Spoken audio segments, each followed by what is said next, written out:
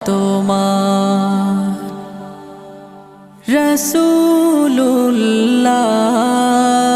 রাসূলুল্লাহ কি উপায় হবে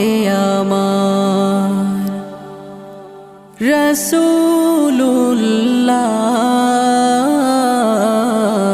কি উপায় হবে আমার ওই মদিনার পথের ধুলি মাখতাম আমি পেলে সুরমা বলি ওই মদিনার পথের ধুলি মাখতাম আমি পেলে সুরমা বলি ফিরে পেতো এ নয়নে নূর